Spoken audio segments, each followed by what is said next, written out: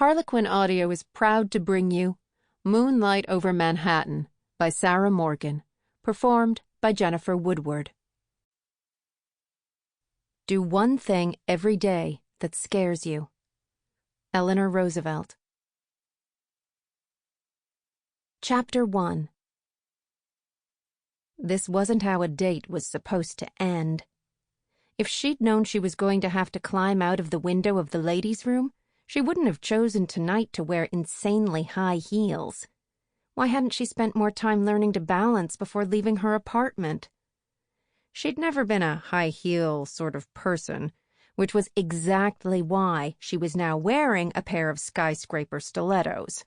Another thing ticked off the list she'd made of things Harriet Knight wouldn't normally do.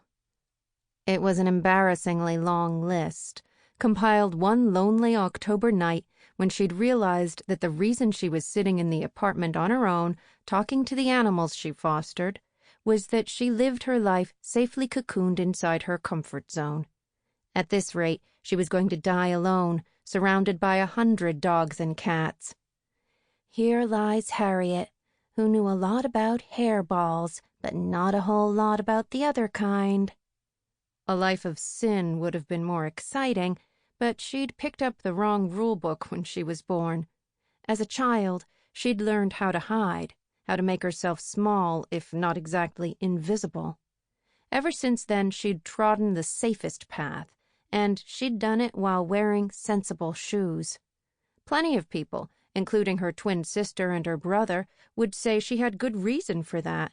Whatever reasons lay in her past, she lived a small life, and she was uncomfortably aware that she kept it that way through choice. The F word loomed big in her world.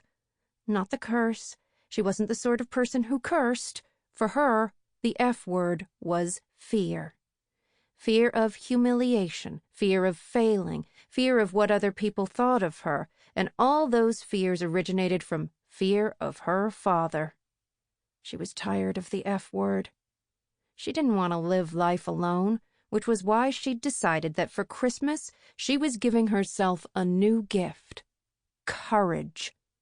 She didn't want to look back on her life in 50 years' time and wonder about the things she might have done had she been braver. She didn't want to feel regret.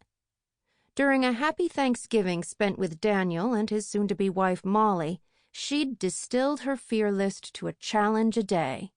Challenge Harriet. She was going on a quest to find the confidence that eluded her, and if she couldn't find it, then she'd fake it.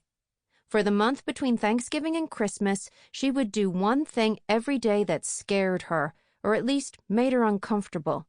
It had to be something that made her think, "I don't want to do that." For 1 month, she would make a point of doing the opposite of what she would usually do. A month of putting herself through her own kind of hell. She was going to emerge from the challenge a new, improved version of herself. Stronger, bolder, more confident, more everything. Which was why she was now hanging out of a bathroom window, being supported by her new best friend, Natalie. Luckily for her, the restaurant wasn't on the roof terrace. "Take your shoes off," Natalie advised. "I'll drop them down to you." "They'll impale me or knock me unconscious. It might be safer to keep them on my feet, Natalie." There were days when she questioned the benefits of being sensible, but right now she wasn't sure if it stopped her having fun or if it kept her alive. "Call me Nat. If I'm helping you escape, we might as well drop the formalities. And you can't keep those shoes on your feet. You'll injure yourself when you land. And give me your purse." Harriet clung to it. This was New York City.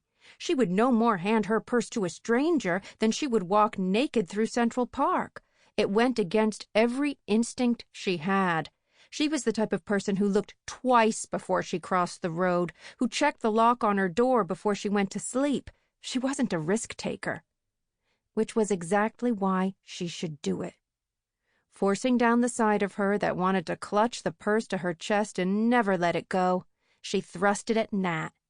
"Take it and drop it down to me." She eased one leg out of the window, ignoring the voice of anxiety that rang loud in her head. What if she didn't? What if she ran off? Sample complete. Ready to continue?